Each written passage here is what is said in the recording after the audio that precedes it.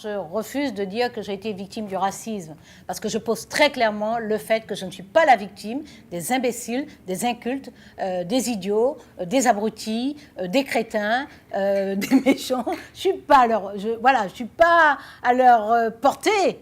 Donc, je ne suis pas leur victime. Ils ne m'atteignent pas. Ils ne peuvent pas m'affaiblir. Et c'est essentiel pour moi, parce que c'est une façon de donner de la force à celles et à ceux qui ont une plus grande fragilité que moi, qui sont plus vulnérables, qui ont une situation économique, sociale plus fragile, plus difficile. Voilà, donc...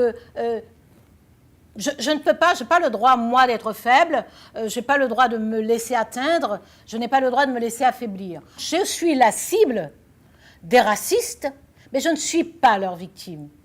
En plus, je n'ai même pas d'effort à faire parce que franchement, je ne suis pas leur victime. Je ne suis pas leur portée. Je suis dans leur vie, ils ne sont pas dans la mienne. Donc, c'est clair qu'ils ne m'affectent pas. Mais néanmoins, justement parce qu'ils ne m'affectent pas, je peux conserver toute ma lucidité. Je peux percevoir les choses avec toute la raison et toute la capacité d'analyse dont je dispose et qui est nécessaire pour comprendre ce que c'est. Justement, à cause de ça, je sais à quel point il faut lutter contre le racisme, à quel point il faut rappeler comment il est destructeur, à quel point il faut dire comment il est injuste, à quel point il faut dire aussi que c'est un poison dans la société et qu'il faut le combattre et qu'il n'y a aucun prétexte qui doive servir à amoindrir les effets, les conséquences, la gravité d'une parole ou d'un acte raciste. C'est une question de cohésion sociale.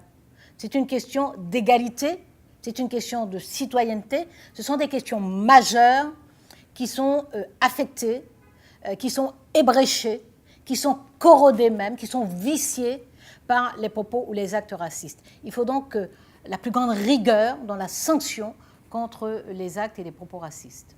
Si je situe justement le combat contre le racisme à l'échelle de la citoyenneté, de l'égalité et de la cohésion sociale, c'est parce que le sujet, c'est cela. Est-ce que nous voulons une société où le principe théorique de l'égalité entre les citoyens, sans distinction, c'est ce que dit la Constitution française, sans distinction d'origine, de race, de religion, d'apparence et de... Voilà.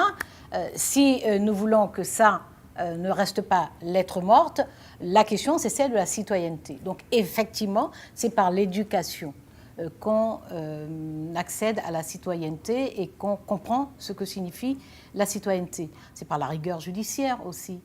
C'est par l'exigence de la part des responsables politiques. C'est par la clarté de la parole politique et du positionnement politique. Évidemment, c'est aussi par la culture et par les arts.